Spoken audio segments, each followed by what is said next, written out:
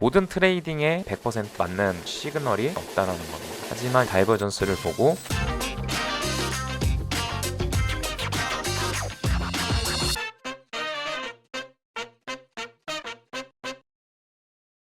네, 반갑습니다. 리온 인베스트먼트의 티거입니다. 이번 시간에는 다이버전스 심화편, 다이버전스는 왜 발생이 되고 원리가 어떻게 되는지에 대해서 알아보는 시간을 가져보겠습니다. 먼저 예전에 다이버전스에 대해서 설명을 드린 적이 있었는데 원리보다는 다이버전스를 어떻게 체크를 하고 확인을 하는지 기본적인 개념 위주로 설명을 드렸다면은 최근에 다이버전스에 대해서 궁금한 사항이나 문의들이 있었기 때문에 자세하게 한번 다뤄볼 필요가 있을 것 같아서 강의를 찍게 되었습니다.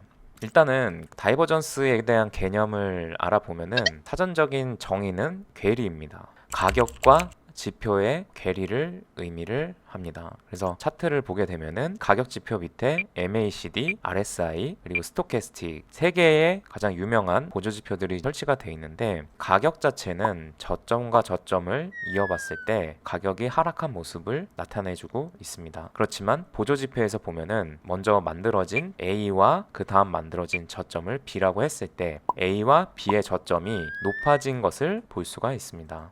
그래서 가격 자체는 낮아졌지만 보조 지표의 저점은 높아졌을 때는 괴리가 발생이 됐을 때를 다이버전스라고 부릅니다. 자, 그러면은 다이버전스가 발생한 게 왜 중요하냐? 보조 지표에서 이제 나타나는 패턴이 앞으로 가격의 방향을 미리 예측해 볼 수가 있기 때문입니다. 그래서 다이버전스 자체가 보조 지표가 만들어진 초기부터 개발자들이 보조 지표의 패턴을 연구를 해보니 아주 자연스럽게 발생이 되는 현상이고 트레이딩에 대한 기본적인 개념 라고 볼 수가 있는 겁니다. 그래서 이 다이버전스를 잘 활용을 한다면은 앞으로 추세가 전환되는 지점 그리고 가격의 방향 이런 것들을 어느 정도 예측을 해볼 수가 있다는 거죠. 자, 그러면은 다이버전스가 이제 왜 발생하는지에 대한 이유를 보면은 두 가지가 있습니다. 자, 첫 번째는 파동의 길이가 짧아지기 때문이다. 밑에 보면은 좌측에 A 그 다음에 B가 있는데 둘 다 높이는 같지만 하락하는 파동의 길이가 다른 것을 볼 수가 있습니다. 그래서 A는 가장 처음에 파동이 제일 파워가 컸고 3, 그 다음에 두 번째 파동이 2, 마지막 파동이 1. 하락하는 파동만 봤을 때는 짧아지는 것을 볼 수가 있습니다. 그리고 이제 B를 보게 되면은 B는 1, 2, 3 하락하는 파동의 길이가 갈수록 더 길어지는 것을 볼 수가 있습니다. 자, 그래서 이거를 단편적으로 매도세가 어떤 게 강하냐라고 봤을 때는 B가 더 강해지고 있다라고 볼 수가 있는 거죠.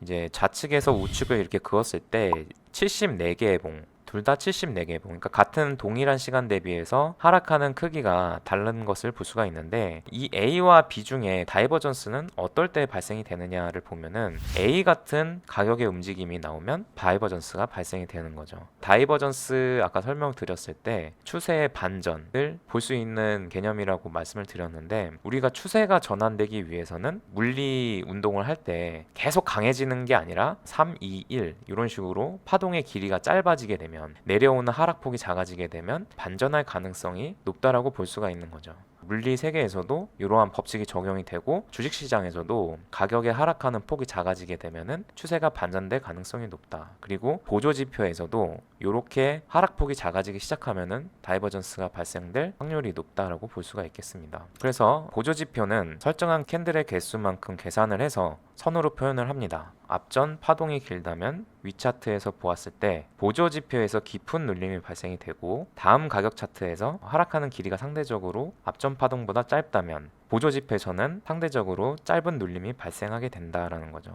그래서 MACD를 보게 되면은 여기서부터 여기까지를 하락하는 파동으로 봤을 때 두 번째 하락하는 이 파동이 첫 번째보다 상대적으로 짧아졌죠. 자, 그러면은 보조지표상에서 만들어진 선은 가격 차트에서의 종가들의 그 결과이기 때문에 앞전 하락치가 길다. 그러면은 보조지표에서도 물론 하락하는 계곡이 깊다는 거죠. 자, 근데 반면에 되돌림이 또 발생이 되고 앞에 하락했던 그 가격의 하락치 종가치보다 두 번째 하락하는 높이가 길이가 짧아지게 되면은 당연히 보조지표에서는 짧은 하락을 보여줄 수밖에 없다는 거죠. 그래서 앞으로 추세가 반전될 수 있다는 것을 보조지표에서 확인해 볼 수가 있다는 겁니다. 자, 그러면 이제 두 번째는 이제 시간이 경과되면 다이버전스가 발생됩니다.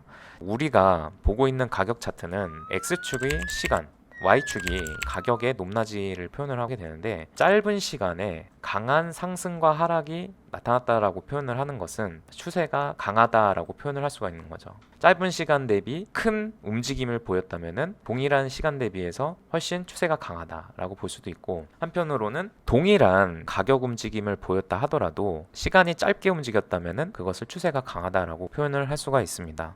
자, 그래서 A와 B가 있는데 동일한 가격을 하락했지만 B는 훨씬 짧은 시간 동안에 강력한 변동성을 움직였기 때문에 B가 추세가 훨씬 더 강하다라고 볼 수가 있는 거죠. 자, 그래서 이 시간이 지체가 됐다라는 것은 내려가는 하락의 시간이 오래 걸릴수록 다이버전스가 발생될 확률을 볼 수가 있습니다. 이 하락하는 파동과 이 하락하는 파동의 길이도 짧지만 여기서부터 지금 수평선으로 표시된 A와 B 간의 거리에서는 시간이 지체가 됐다는 거죠. 저점이 갱신되거나 고점이 갱신되지가 않았던 가격 구간 안에서 횡보를 했기 때문에 이런 움직임이 나오면은 보조지표 상에서도 다이버전스가 나온다. 왜냐면은 하락하는 첫 번째 A라는 저점을 만들고 두 번째 B라는 저점을 만들었을 때 A와 B 사이에 저점의 갱신에 대한 부분이 없고 특정 가격대에서 이렇게 시간이 흘러주면은 이 보조지표에서는 선이 늘어진다는 거죠. 자, 선이 늘어지게 되면은 하락하는 이 종가의 움직임이 훨씬 더 늘어지기 때문에 내려가는 폭이 짧아지게 된다는 거죠. 그러면은 A 저점과 B 저점 간에 다이버전스가 발생이 된다. 그래서 결론적으로 보면은 다이버전스라는 것은 시간 대비해서 얼마나 하락이나 상승하는 폭이 짧아지고 있는가, 늘어나고 있는가를 보아서 가격과 보조지표상의 괴리가 발생이 되면 이제 다이버전스가 발생이 된다는 거죠. 그래서 시간과 파동의 높낮이 이런 것들을 고려를 해서 본다면은 이런 다이버전스의 원리를 이해해 볼 수가 있다. 자, 그러면은 이제 다이버전스라는 이 개념 자체가 사용할 가치가 있는가에 대해서 한번 생각을 해보면은 모든 트레이딩에 정해진 답이나 이런 것은 없기 때문에 절대적으로 100%에서 맞는 시그널이 될 수는 없다라는 겁니다. 하지만 다이버전스를 보고 자기가 어떤 트레이딩과 어떤 전략으로 대응을 할 것인가가 훨씬 더 중요하다는 거죠. 그래서 지크 차트를 제가 올려놨는데 A와 B를 이었을 때 D지표에서는 다이버전스가 발생을 하고 있습니다. 그러면은 누군가는 여기서 매도를 시도를 해볼 수가 있을 것이고 다이버전스가 나왔으니까 충분히 매도로서의 가격의 움직임을 예상을 해볼 수가 있다는 거죠. 하지만 결론적으로 보면은 이후의 가격 흐름이 반전되지 않고 고점을 이으면서 상승을 추가적으로 하는 모습을 보였습니다.